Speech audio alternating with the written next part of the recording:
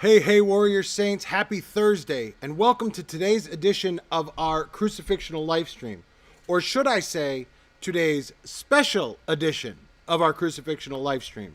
You know, we spend a lot of time at the end of each one of our live streams talking about our Way of the Warrior Saint subscription, our library that is filled with video content designed to help you, help all of us, overcome the obstacles that we are facing every day in our day-to-day lives. It's why we exist. We exist as a movement so that this library can exist, so that these things can get out there. And we need your help. We need your help to help the movement grow. Help us grow by joining us. Subscribe. Visit warriorsaints.org and get on the Way of the Warrior Saint. Unlock the entire library. And then also share it. If you like what we're doing, if you like what you see, if what we are able to offer you is helping, help us spread that message. Share on all of your social media platforms, wherever you're watching this. Hit the like, hit the bell, hit the whatever it is, and hit the share button and spread that message. Spread the gospel message. Today we're going to show you a very special episode from our library that we look at Pinocchio and see what kind of life lessons we're able to glean from that beloved story. So, with all of that said, I hope you enjoy a lesson from Pinocchio. Hey, Warrior Saints, Father Chris here, and welcome to the Way of the Warrior Saint. Have you ever seen a really fancy car and thought, gosh, that thing costs so much money, but imagine, what if someone just gave it to me? What if I didn't have any responsibilities to buy it or to insure it or give gas, but someone just gave me that car? Wouldn't that be fabulous? Something like that actually happened to me in my life. When I was a young and new driver, my mother, in her great love for me, gave me a car. She just gave it to me. I didn't have to work for it. I didn't have to put gas in it. And I didn't have to insure it. It was just a gift out of her love for me. And as I used to drive that car, I thought, how cool am I? I don't have to do anything. This car is just great. And I began to abuse the car. I began to expect that she would give me money for gas and pay for my insurance. I even got in an accident once, and I expected that she'd get it repaired for me. My mother, being a strong warrior saint in her own right, was not having any of it. She finally decided to cut me off. And because of that, the car couldn't go anywhere because I didn't have any money to put any gas in it. And she wouldn't let me drive unless I was insured, because if I got in another accident, I would probably be arrested for being an uninsured driver. Eventually, that car, because it didn't matter so much to me, was abused, beaten up, so poorly conditioned that we couldn't even sell it or trade it in. We literally had to take it to the junkyard. Now, in contrast to that, as I became a married man, a father, a parish priest, the founder of the Warrior Saints movement, I needed an automobile for transportation. But because I am working so hard to earn my money to buy that car, man, I love that car. I take good care of that car. I wash it all the time. I make sure that it's insured. I make sure that if people get in my car with dirt on their shoes, they clap their feet together before they get in. Right? Clap their feet. I also make sure that nobody eats or drinks in my car because it's my car. Take care of that thing. I love it, right? Because I have had to work so hard to earn the money to buy that car. It is something that I value dearly, which is completely in contrast to the beautiful gift my mother gave me of my first car. Why is it that if we earn something, it means more to us? Why is it that we expect, in our laziness, in our non-warrior saintness, we expect people to give us stuff for free? These questions are tough, especially in the environment and the world we live in, where entitlements are rampant and hard work is scarce. We're going to try to answer those questions and learn from the ants what it means to be a hard worker and find the success that we're after. Come on.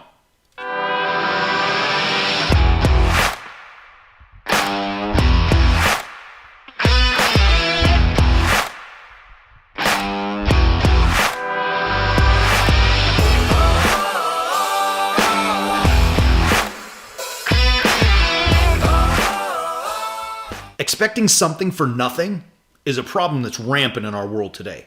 Whether it be a child having an expectation, like a car, from their parents, people who expect entitlements from the government, employees expecting promotions or raises without all of the hard work to go into it. Even students expect A's from their teacher without putting in all the requisite work. Whatever it may be, expecting something for nothing is rampant, a plague that all of us are tempted with.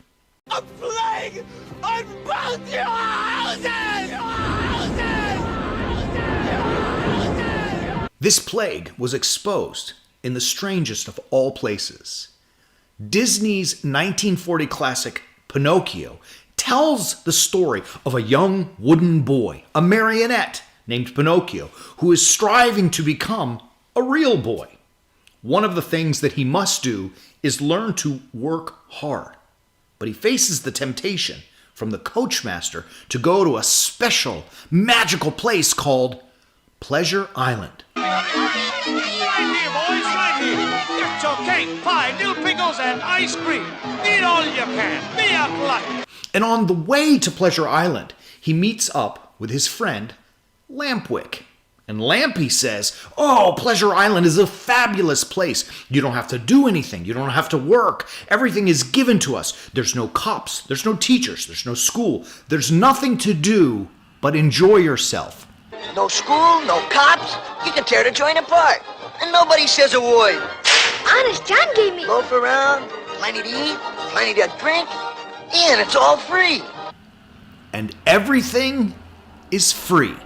Now you think to yourself, yeah, this is awesome. I want everything for free. I want to go to Pleasure Island. And upon arrival, all of those things that Lampwick was telling Pinocchio about happens. They find themselves getting food and candy. They get to destroy an entire house with no consequence.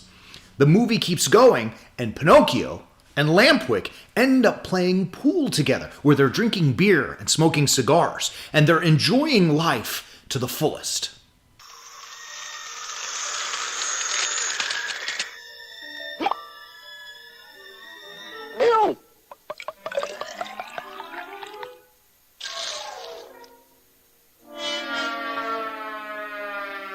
In a powerful scene, Pinocchio looks around and says, "Where is everybody?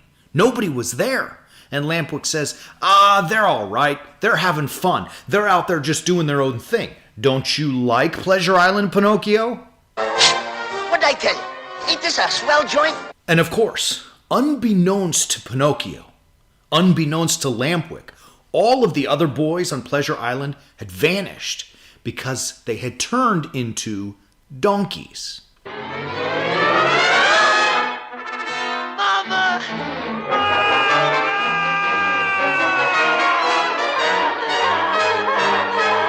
According to the movie, those boys who got everything for free and had the expectation of life being handed to them ended up becoming braying jackasses.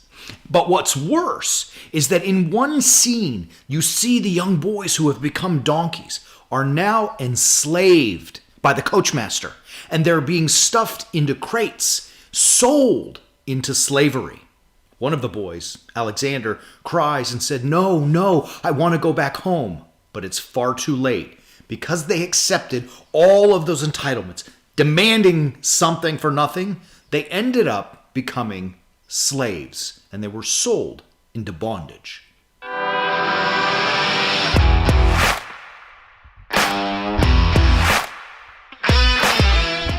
This is a powerful image for us. If we have that expectation that everything should just be given to us for free and that we deserve something for nothing, we're going to find ourselves like the boys on Pleasure Island to become braying jackasses. We're going to be hungry, we're going to be poor, we're going to be lost, we're going to find ourselves as far away from being a warrior saint as we want to be.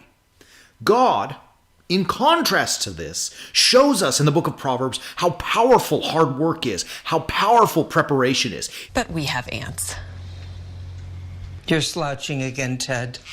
In the most unlikely of heroes, God shows us what it means to be a hard-working person who ends up in success, not lost in the slavery of entitlements. Expired.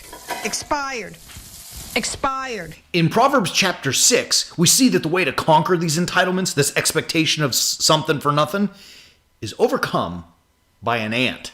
Listen to chapter 6. Go to the ant, O sluggard. Consider her ways and be wise, without having any chief, officer, or ruler. She prepares her food in summer and gathers her sustenance in harvest. How long will you lie there, O sluggard? When will you arise from your sleep? A little slumber, a little folding of the hands to rest, and poverty will come upon you like a vagabond, and want like an armed man.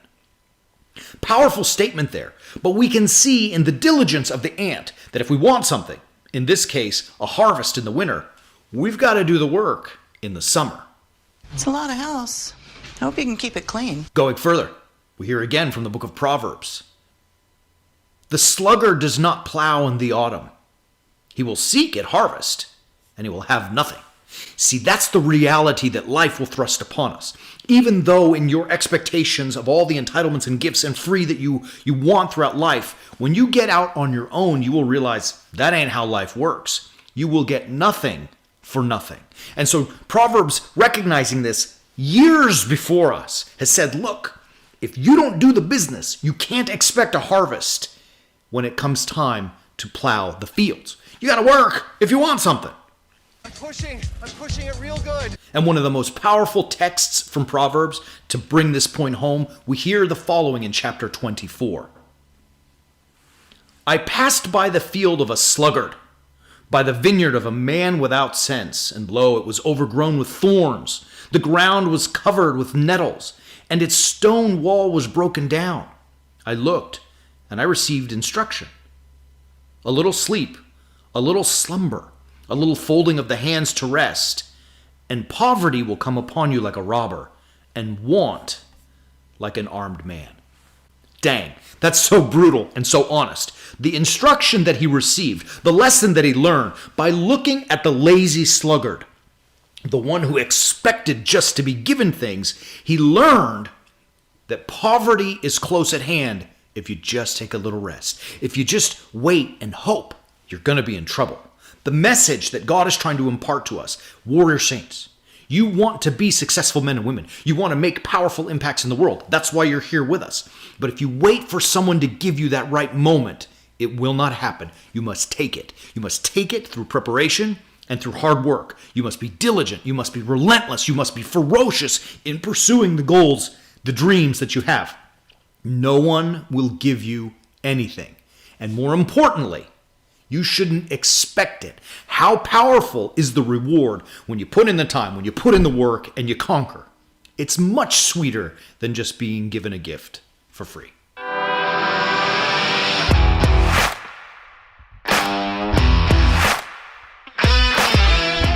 So that leads us to our practical point. First, let's keep in mind that though we are not looking to have anything for free, that we don't want something for nothing, that doesn't apply to God's love and mercy. Remember, as Christians, God's gracious forgiveness, salvation, it's a gift. We can't earn it. There's nothing we can do to deserve it. He gives it to us in spite of our sinfulness. But other than God's love, everything must be earned. And I want you to have an attitude of go get some. Don't wait. Don't let others give you.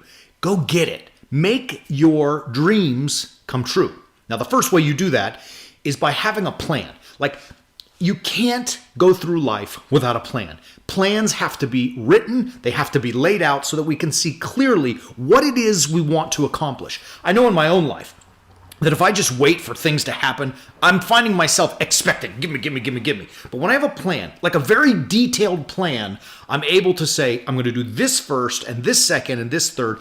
Boy, it really helps me get things done. I'd recommend starting with the 12-week year. So there's a guy named Michael Lennington, and he wrote this book called The 12-Week Year.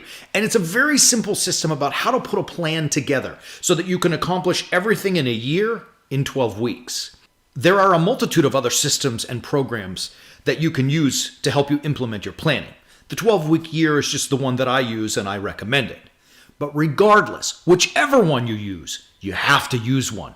Don't go into life expecting to conquer entitlements without having a plan to implement. I love this plan. I'm excited to be a part of it. Let's do it. Second, I want you to go to Amazon.com right now, and I want you to order the book Relentless by Tim Grover. Tim Grover is a trainer. He trained all the greats, Michael Jordan, Kobe Bryant. And in this book, he recounts for us the relentless, unstoppable urge for people to do hard work and to earn every single victory along the way. The people that you read about, like Michael Jordan or Kobe Bryant or even Dwayne Wade, are those who did not accept any handouts from anyone. The book Relentless will inspire you. It will push you to want to implement that program, that plan, and find success in your own life. I really recommend you read this book. It's great. It's an easy read. There's some foul language in it, but the message behind it it's essential for the success in your life. Good talk. I'll see you out there. And lastly, now that you've got your plan in place and you've been inspired by the book Relentless, do your work. Don't let anyone give you something for nothing. It's not to say that you reject gifts and offerings from other people, but it is to say that you have a different attitude, a new attitude where you have decided, I will go and earn what I get. I don't deserve anything. I only get what I earn. By thinking like this, changing that attitude, we start to find ourselves really inspired to do hard work. And you know, just like we started at the beginning of this episode, when you have to pay for your own car as opposed to one that you've just received as a gift, you tend to treasure it a lot more. You take a lot better care of it. You treat it with greater respect because you know that that gift, that reward is there because of your effort. Maximum effort.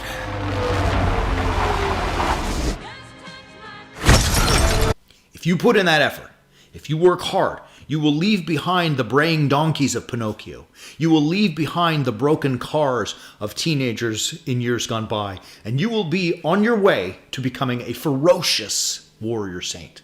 Great stuff today. Appreciate you beautiful people. If you think we can help anyone, please share it with your family, with your friends. We're able to gift that to anyone on your behalf. We appreciate you, and until next time, keep walking on the way of the warrior saint.